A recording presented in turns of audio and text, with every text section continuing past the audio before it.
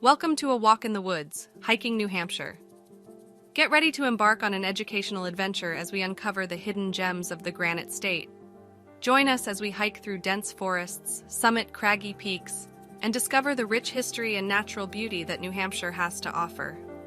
Whether you're an experienced outdoors enthusiast or a novice explorer, our journey will teach and inspire you. So lace up your boots and experience the thrill of hiking in New Hampshire like never before. This is A Walk in the Woods.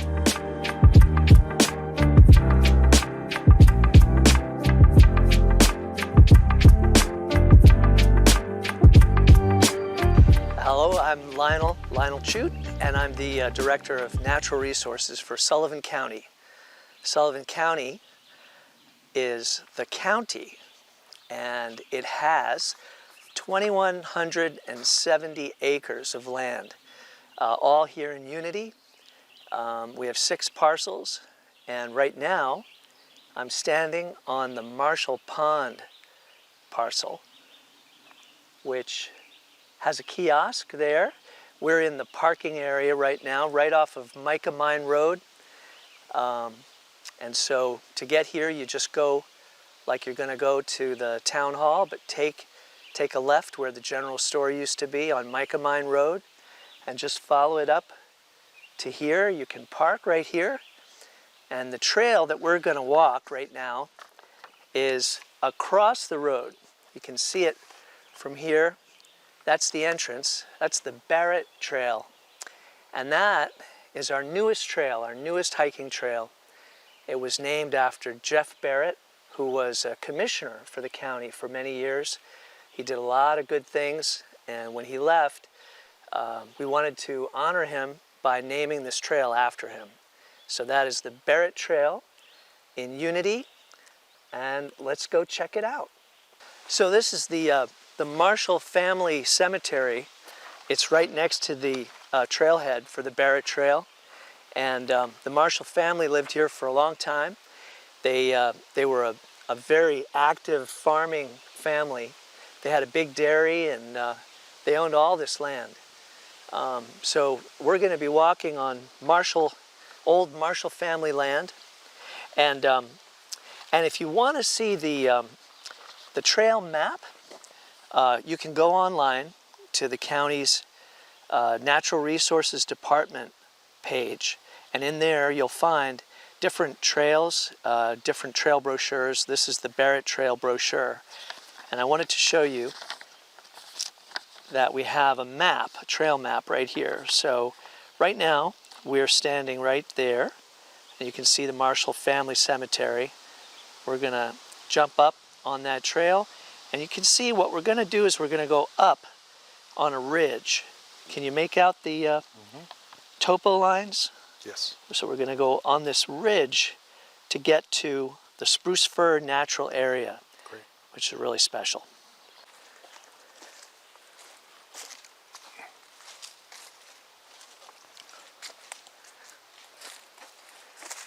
So I'm on the trail now, and this is the very beginning. I wanted to point out that all of our trails are marked. So we've got a Barrett Trail marker here in orange. I don't think you'll get lost out here. This is a pretty well-made trail. It's pretty obvious, but you've always got these markers. And the other thing I want to mention is this tree, because this is a black cherry tree. It's a really nice one. And for New Hampshire, this is a great example. Black cherry is the same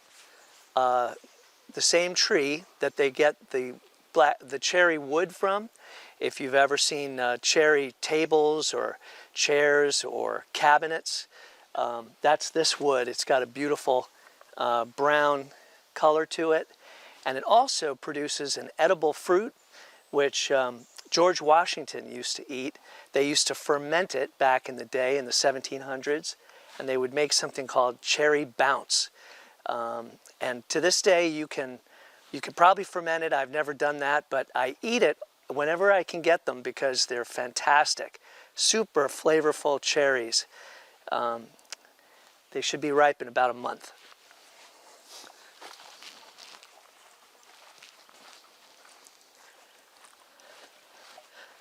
We're standing on the edge of a number of different stone walls. There's a stone wall running this way, which continues that direction. And then there's another stone wall coming off of it going this way. So we're going to cross these two stone walls to continue on the trail. And as you probably know, stone walls are indicative of the past, of the farming past. So people did this. They had to dig up all these rocks and move them out from fields that they were creating, and then build these walls. The amount of effort that it took is really amazing. And so if you look up that way, you can see that that's the old field right there. They planted it to some kind of spruce at one point, but that's all falling apart. Eventually it'll be a northern hardwood forest.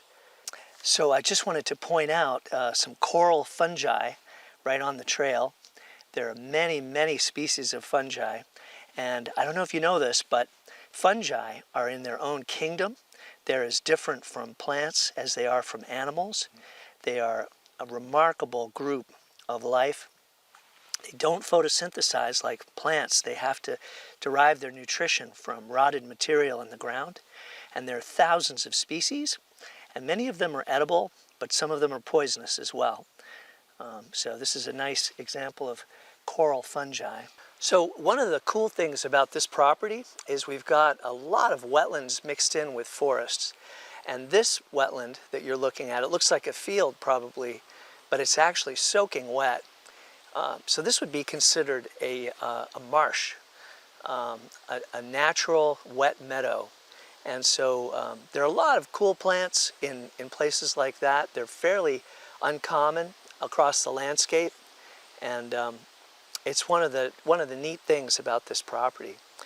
These plants here at my feet are touch-me-not. This is a native impatiens. If you've ever bought impatiens at the flower shop, you know, or the plant nursery, they're shade lovers.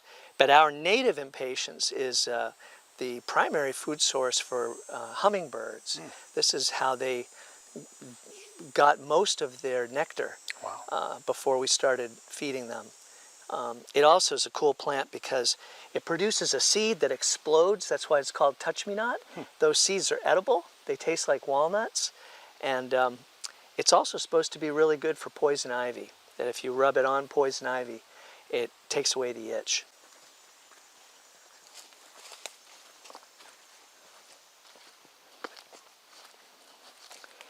So we've got a nice bridge here. This is the only bridge that we had to build. One of our field techs a couple years ago, Dylan Bastian, built this bridge, and it's holding up really well. The wetland system is, you can see it's wet over here, and it's draining down into that marsh complex that we were looking at before. There's also a stream connected with those marshes. So we're going to start going uphill from here along that small ridge I was telling you about.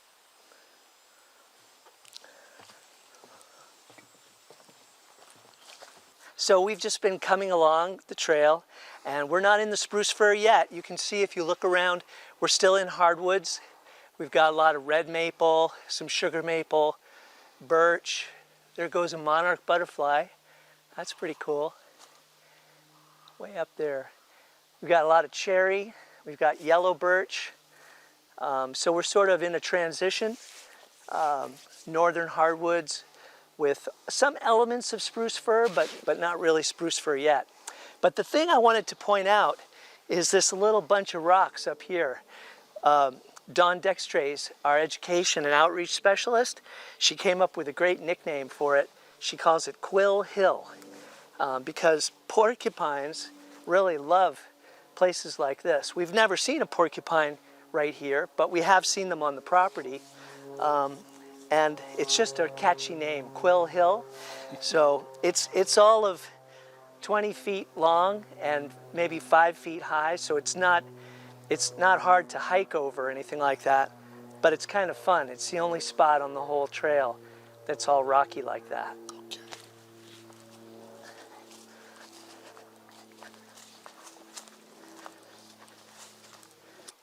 So here we are. We call this a lollipop trail because it comes out in one way and then it hits a spot where it does a circle. And we're at that intersection right now. So we're going to go straight ahead and we're going to end up back here. We'll come through the lollipop. We're also almost at the boundary of the spruce fir natural area, and the difference is really remarkable. But it's something that you can only really enjoy in person. So I'm encouraging you to come out and check this out yourself.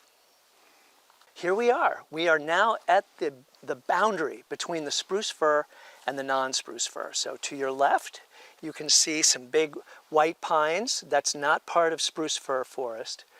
And you can see a lot of beech and other indicators of northern hardwoods, which is beech, birch, maple.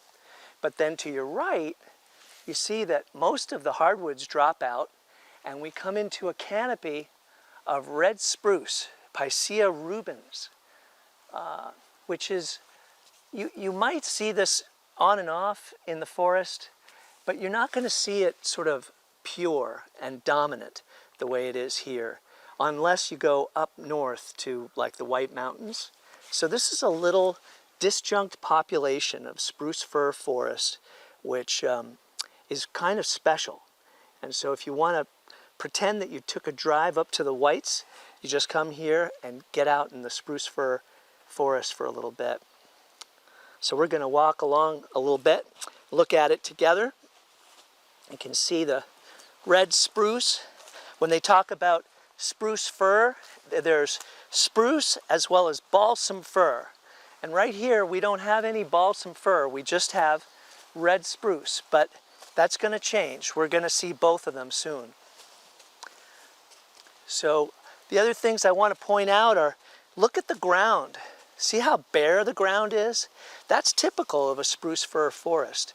It's very acidic. Those needles fall down, and it's quite challenging for plants. There isn't a lot of light because they're evergreen. They don't lose their leaves in the winter like the deciduous trees. And so a lot of times you'll see this carpet of needles. And when you're evaluating a forest, that's what you're looking at. You're looking at, what are the young ones? What kind are they?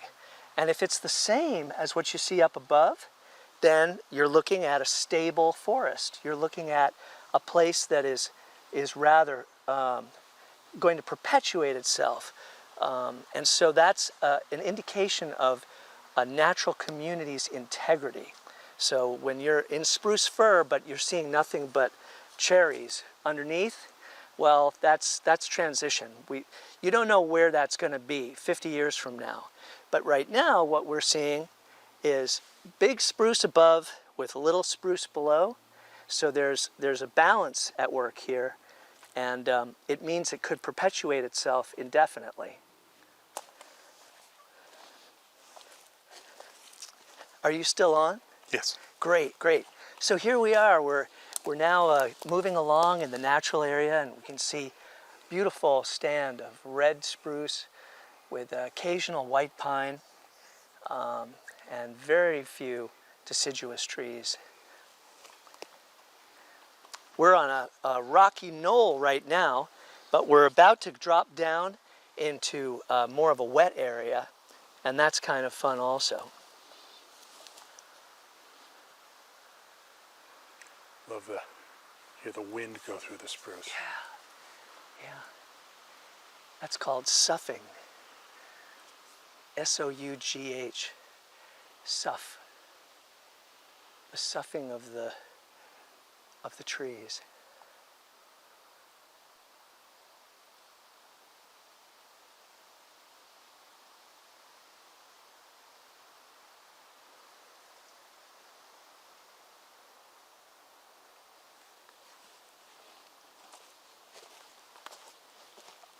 So we've got some different plants here because a plant community is it's the canopy trees, but it's also the plants down below.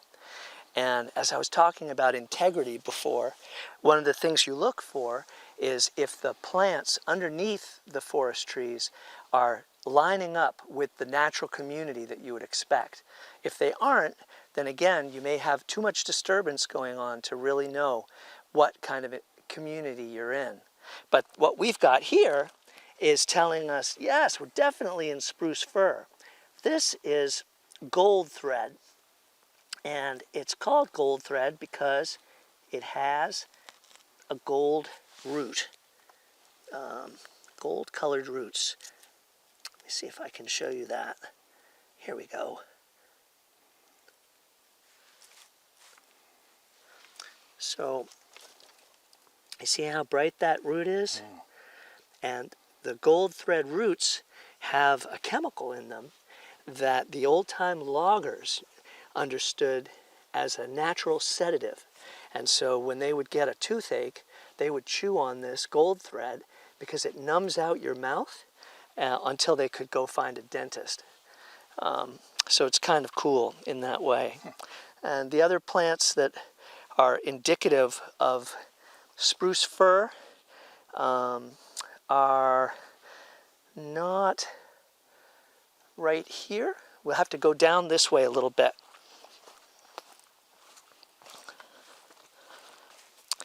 We've got painted trillium, so as opposed to the stinking Benjamin or the red trillium, the painted trillium has a petiole, has a little stalk that connects to the main stem. And painted trillium is also an acid lover that you would see in spruce fir, not in northern hardwoods. These are painted trilliums as well. The ferns are not particularly indicative. We've got wild Indian cucumber root, but that's not really indicative of spruce fir either. So there's some blending going on here, which you'd always expect. Well, here's one. This is hobblebush.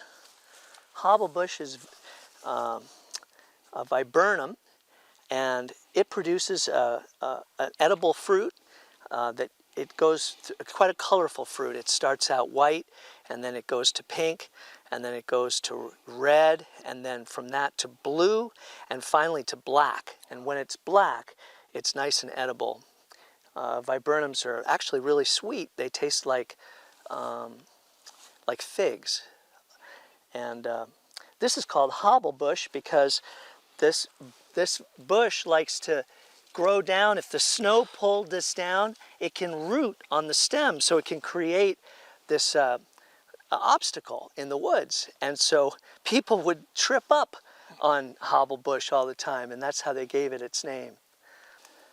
So this is a example of what's called a glacial erratic. It's a giant rock that was carried by a mile of ice, if you can imagine that much ice. This could have been carried for thousands of miles, and some geologists have gotten really good at identifying the location of some of these glacial erratics by virtue of what kind of minerals are in them. So this is a really big rock, and it was just carried along by the ice until the ice melted, and it landed here, and now it's just going to hang out here. Okay, so we've got some bunchberry here. You see the cluster of fruits, and this is our smallest dogwood. So bunchberries are actually dogwoods, but they're tiny. They never get bigger than this. They make a good ground cover, and the fruit is edible, although it really doesn't have much flavor at all. It's super boring. Yeah. But apparently what the Native Americans would do is they would take a lot of this and mix it with deer fat, and then put that mix in a pouch on their waist, and they called it pemmican, and they would just take a scoop of that for energy, and it allowed them to hike for 50 miles a day, just by virtue of the vitamins and the protein and fat. So we're heading back now. We're no longer in the spruce fir, but I just wanted to point out this thing, because a lot of times people see a dead tree like this. If you look up, you can see it broke off at about 10 feet. And if this was, you know, your backyard, you might think, well, I want to get rid of that. That's ugly, or, you know, it could fall on me or something like that. But dead wood is really, really important to a forest. And it's actually important for everything because it's the source of soil. This is how soil is made. And if you don't have trees that die and fall over and rot, you literally won't have more soil for the future. And so that's one reason. Another really important reason is wildlife habitat. So a dead log like this is awesome bird habitat, you know, for nesting. It's great for bats. It's producing all kinds of openings, and it's sort of a hotel. And then once the tree falls over, if you come over here, you can see that this log is full of water. And that water is going out slowly and feeding all of the plants. So it becomes a really important source of moisture for plants. Even no matter how dry it gets, these big logs will keep giving back water. And this is also really important habitat for all kinds of insects and worms, salamanders. If there's wetland nearby, frogs will come here to feed.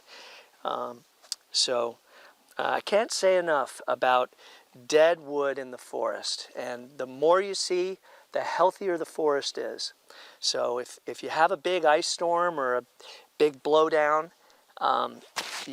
you know, and you're feeling like your forest got ruined, it didn't get ruined. It just got changed, and it's going to serve purposes for other organisms better than it did before. And so it's all relative. So I got to show you this. This is really cool. Do you see this plant here? And believe it or not, this is a plant, but it's one of the weirdest plants you'll ever see. It doesn't have any leaves. It's entirely white, which means that it can't photosynthesize. So it, like a mushroom, has to derive all of its nutrition from rotten material in the ground. But this is, in fact, a plant. It's an angiosperm, and this is a flower. And the name of this plant is Indian pipe, because it kind of looks like an old-style pipe. So it's a really fascinating plant. And bees will pollinate it. They'll go in and they'll pollinate it right there. And here we are, just departed the Barrett Trail. Hope you enjoyed that. Hey Lionel, thanks for coming and sharing all this with us today. We really appreciate it. Yeah, thank you, Josh.